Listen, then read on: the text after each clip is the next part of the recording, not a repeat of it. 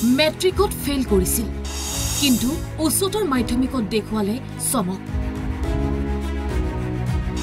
5 বিষয়ত লেটাৰ মাৰ্কসহ উত্তীৰ্ণ ধ্ৰুৱজ্যোতি ছাত্ৰজনৰ সফলতাৰ আঁৰৰ ৰহস্য কি বিফলতাই সফলতাৰ মূল চাবিকাঠি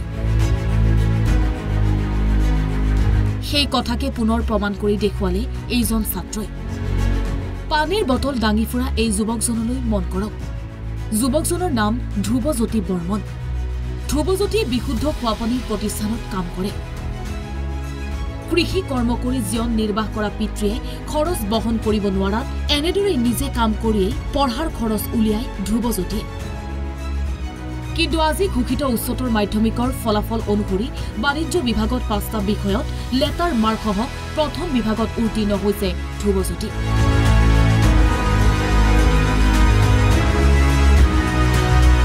অসম ব্ৰিলিয়েণ্ট একাডেমীত অধ্যয়নৰত তথা বৰপেটা ৰোডৰ সমীপৰ ধূপগুৰি গাঁৱৰ দৰিদ্ৰ পৰিয়ালৰ ছাত্ৰজনে পূৰ্বতে মেট্ৰিকত এবাৰ ফেইল কৰিছিল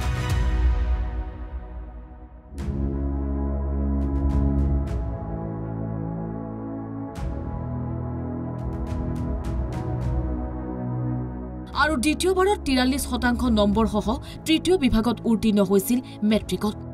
কিন্তু উচ্চতৰ মাধ্যমিকত ছাত্ৰজনৰ ৰিজাল্ট দেখি সকলো হতবাক কিন্তু ইয়াক কেনেকৈ সম্ভৱ কৰিলে ধ্ৰুৱজ্যোতিয়ে খুবেই ভাল আনন্দিত আশা কৰা ধৰণে ফলাফল লাভ কৰিছে হয় 4 সাবজেক্ট ধৰি 5টা বিষয় ইংৰাজীটো কম হৈছে অলপ 5টা বিষয়ত লেটাৰ মাৰ্ক পাইছা টোটেল মাৰ্ক কিমান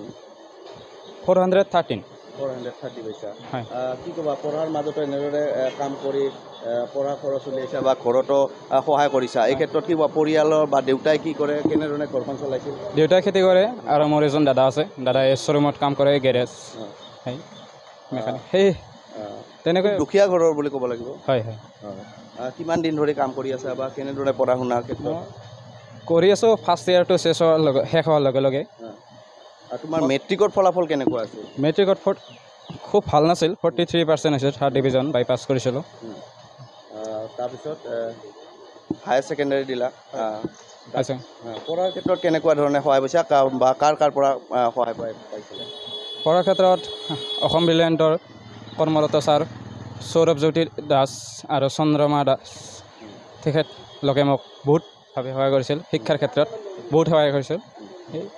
তোমাৰ যেহেতু মেট্ৰিকত তোমাৰ ফলাফল কেনেকুৱা আছিল মেট্ৰিকত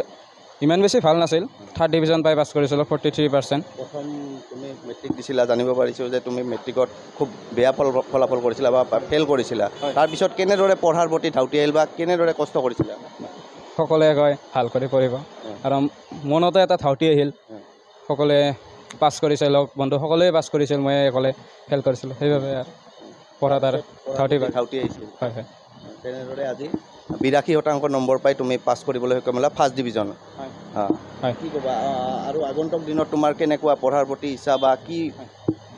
যিমানলৈকে পাৰে পঢ়ি যাম লক্ষ্য কি আছে তোমাৰ লক্ষ্য আছে ভৱিষ্যতে কি হোৱাৰ মন বা কেনেকুৱা ধৰণে আগবাঢ়িবা ভৱিষ্যতে প্ৰথমতে বিকমটো শেষ কৰিলোঁ তাৰপিছত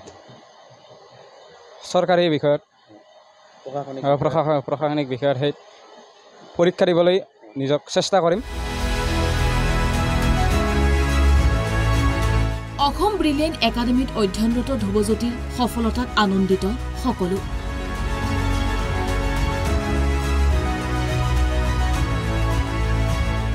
বৰপেটা ৰোডৰ পৰা অৰূপ কুমাৰ দাস NB নিউজ